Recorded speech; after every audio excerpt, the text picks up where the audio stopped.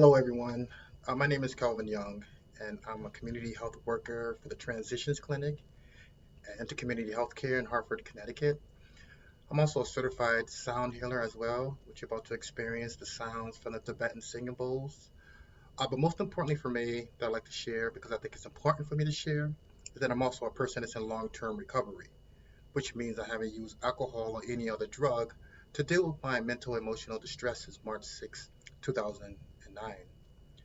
And after many years of battling with depression, anxiety, and drug addiction, I found freedom from alcohol, from marijuana, from cocaine, from heroin, and even prescription opiates like Oxycontin, Vicodins, and Percocets.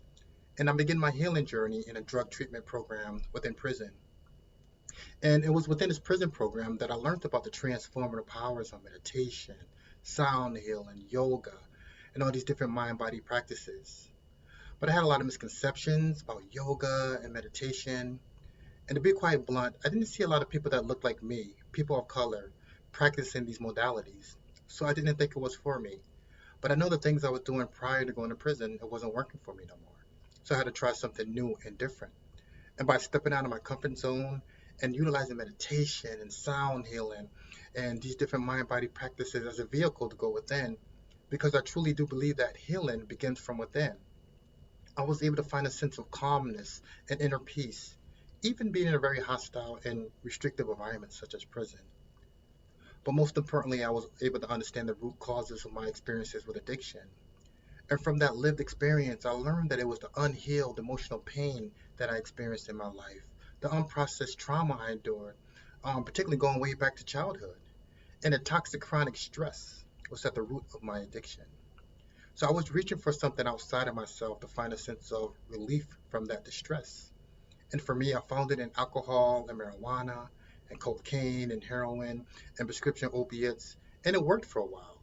When I took these drugs, I could feel the stress, washing from my body.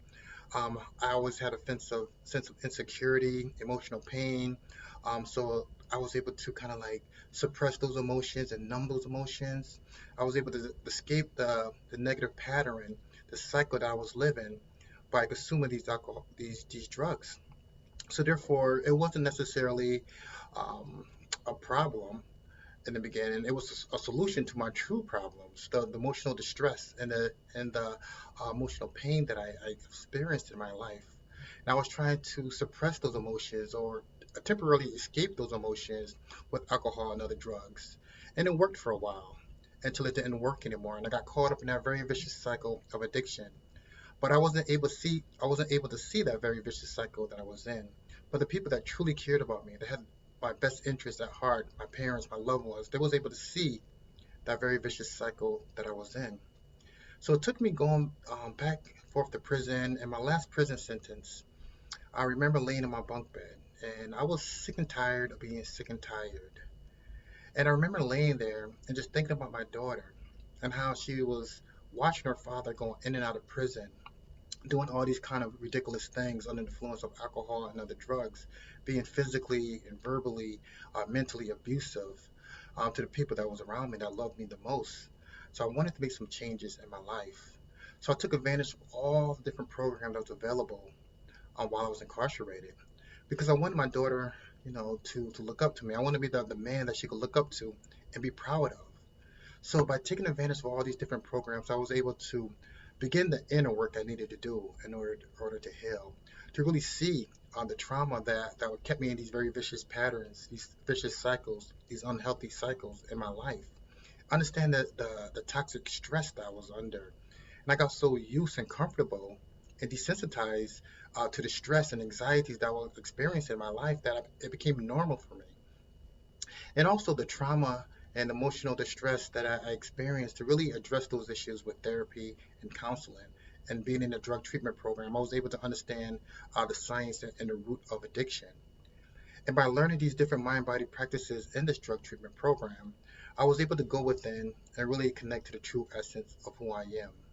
And that essence, I believe, is that unconditional agape love.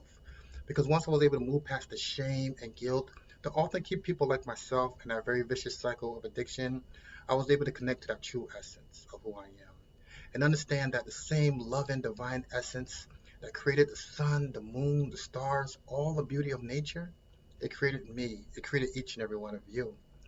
And that helped me to shift my mentality, my perspective, my worldview, the way I see myself, the world, and the people in it, in a very different light. And I was able to understand that for me to order to heal, I had to switch my mentality because healing also begins by shifting our perspective, the way we see ourselves.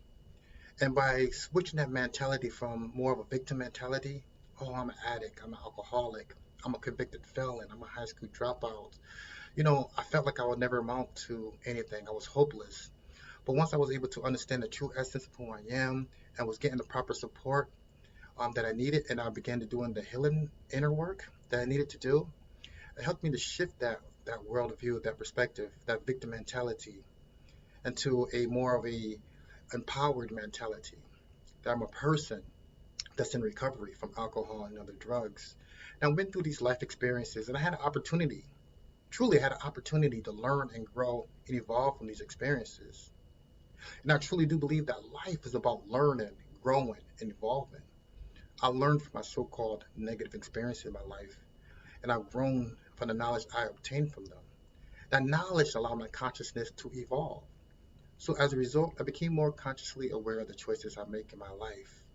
And today, I sustain my health and my recovery by eating a plant-based diet because I believe what we consume in our bodies does affect our mental, emotional, and physical well-being.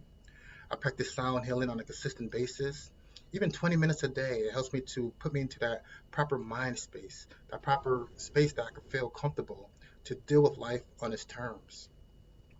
Different types of body movement, whether it's going for a walk in nature, qigong, dancing, all these different body movement that help to get the energy flowing within my bodies is very important for my overall health and well-being and reducing stress and maintaining my recovery. Also, listening to uplifting and relaxing music. Music has its power of its own. There's always a song, a melody, a beat, a hook that really connect to any raw human emotions that I may be feeling within my heart, whether it's sadness, grief, despair, or love, joy, and all these other types of raw human emotions in between them. Music helped me to process those emotions in a very healthy way. And along with my therapist, I really enjoyed meeting with my therapist. Actually, I have a session with her today, later on today at 6 o'clock. And I really enjoy those times with her as well too, because she's helped me to kind of like guide me in a way when I take this inner journey and to really tap into the distresses and emotions and anxiety that I still feel. But today I got healthier tools to deal with that instead of reaching for alcohol and other drugs. And most importantly, having people in my life, my peers, having peer support is vitally important for my overall health and well-being. And people that truly cared about me, because I believe that connection, human connection, is the cure for feelings of isolation, loneliness, depression, and different other types of emotional distresses that we experience in our lives. So I want to encourage people to do whatever we need to do to help us to take care of ourselves. Because self-care is self-love, and self-love is self-care. And when we do the things that honor and nurture ourselves mentally, emotionally, spiritually, as well as physically, is a true act of self-love. Because when we take that time out to relieve stress, to find that inner peace and balance, we can rationally respond to situations instead of emotionally reacting to them.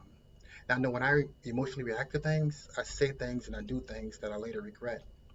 When we less stressed, the more relaxed, we think clearly, make better decisions and choices that resonate with our greater good. We're able to strengthen our immune system, decrease our heart rate and blood pressure, gain more mental clarity and insights. We're able to tap into the love, the peace, the happiness, the joy that dwells inside of each and every one of our hearts. All we need to do is take that time out and simply just be. Knowing that inner peace and that unconditional agape love is our natural state of being.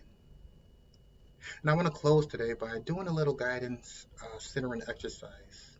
So we take this moment just to really check in with ourselves to see how we're feeling in our bodies, any sensations that we may be feeling inside of our bodies, or any emotion that may be arising within our bodies as well too.